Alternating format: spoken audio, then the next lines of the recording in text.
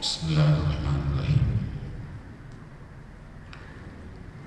إذا صفى الله أحدكم رزقا من وجهه فلا يدعوه حتى يتغير له.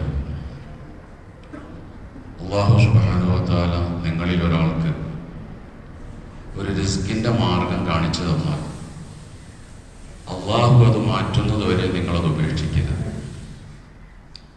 നമുക്കെല്ലാവർക്കും അള്ളാഹു തആല ഒരു ഉപജീവന മാർഗം നൽകിയിട്ടുണ്ട്.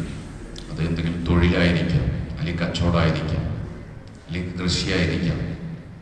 ഏതെങ്കിലുമൊക്കെ ഒരു ഉപജീവന മാർഗം അള്ളാഹു നമുക്കിപ്പോൾ നിലവിൽ നൽകിയിട്ടുണ്ട്. അത് നമ്മളായിട്ടത് ഉപേക്ഷിക്കരുത്.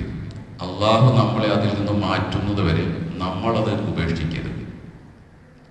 അങ്ങനെ ഉപേക്ഷിക്കണമെങ്കിൽ 7 കാരണങ്ങൾ ഉണ്ടാകണം. 7 കാരണങ്ങൾ ഉണ്ടാകുമ്പോഴാണ് നിലവിലുള്ള ജോലി, അല്ലെങ്കിൽ നിലവിലുള്ള കച്ചവടം, നിലവിലുള്ള ഉപജീവന മാർഗം മാറേണ്ടി വരുന്നത് ഇത്തരം കാരണങ്ങൾ ഉണ്ടാകുമ്പോഴാണ്. ഒന്നാമതായിട്ട്, നിലവിലുള്ള തൊഴിൽ ചെയ്താൽ അതിനകത്ത് ഹറാമ് വരുന്നുണ്ട്. അല്ലെങ്കിൽ നിലവിലുള്ള ഉദ്യോഗം അതിൽ തുടർന്നു പോയാൽ ഹറാമ് ചെയ്യേണ്ടി വരും എന്ന് കണ്ടാൽ ആ ജോലി ഉപേക്ഷിച്ച് മറ്റൊരു ജോലിയിലേക്ക് മാറാം, അല്ലെങ്കിൽ ആ കച്ചവടം ഉപേക്ഷിച്ച് മറ്റൊരു കച്ചവടത്തിലേക്ക് മാറാം. ഇപ്പോൾ ബാങ്കിലാണ് ജോലി കിട്ടിയത്, പലിശയുമായി ബന്ധപ്പെടേണ്ടി വരും, പലിശയെ സഹായിക്കേണ്ടി വരും. അങ്ങനെയുള്ള ആൾക്ക് വേറെ ജോലി കിട്ടിക്കഴിഞ്ഞാൽ ഇത് ഉപേക്ഷിച്ച് മറ്റൊരു ജോലി, ഹലാലായ ജോലിയിലേക്ക് മാറുക, അത് കുഴപ്പമില്ല. അല്ലെങ്കിൽ ഈ നിലവിലുള്ള ഈ ഉപജീവന മാർഗത്തിൽ തുടർന്നു കഴിഞ്ഞാൽ ദുൽമ് ചെയ്യേണ്ടി വരും, ആളുകളോട് അക്രമം ചെയ്യേണ്ടി വരും.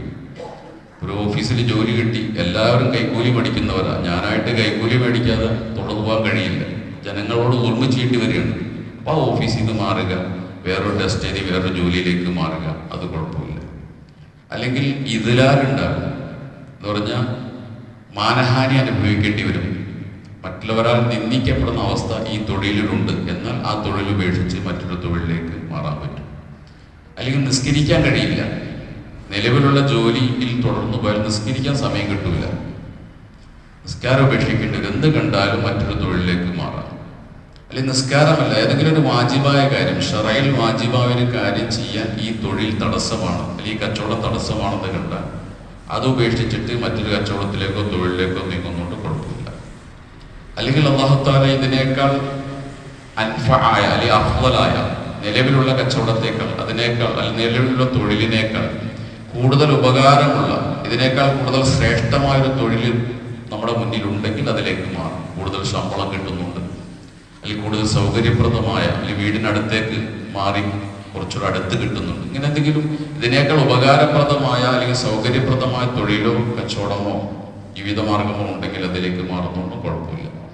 അല്ലെങ്കിൽ നിർബന്ധിതമായി നമ്മളെ അതിൽ നിന്ന് ഒഴിവാക്കപ്പെട്ടു, നമ്മളായിട്ട് രാജിവെച്ചതല്ല, നമ്മളെ മുതലാളി ഒഴിവാക്കുകയാണ്, നമ്മളെ പിരിച്ചുവിടുകയാണ്, അല്ലെങ്കിൽ നമ്മളെ കട ഒഴിവാക്കി കൊടുക്കേണ്ട നിർബന്ധിത സാഹചര്യം വരികയാണ്.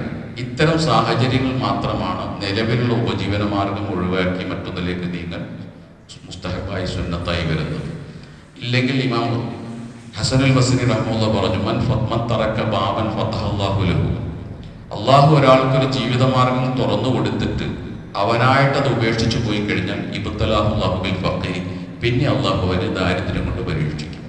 കാരണം അത് അവനായിട്ട് ഒഴിവാക്കിയതാണ്, പിന്നെ വരാനിരിക്കുന്ന ദാരിദ്ര്യമായിരിക്കും. അതുകൊണ്ട് ഇത്തരം കാര്യങ്ങളില്ലെങ്കിൽ നമ്മൾ നിലവിലുള്ള തൊഴിലും നിലവിലുള്ള ഉദ്യോഗവും ഒക്കെ ഒഴിവാക്കാതെ അതിൽ തുറന്നു പോകാൻ വേണ്ടി സാധിക്കും. അള്ളാഹു അനുഗ്രഹിക്കുമാറാകട്ടെ. സുബ്ഹാനല്ലാഹി വബിഹംദിഹി, സുബ്ഹാനല്ലാഹി വബിഹംദിഹി, അഷ്ഹദു അല്ലാ ഇലാഹ ഇല്ലാ അൻത അസ്തഗ്ഫിറുക.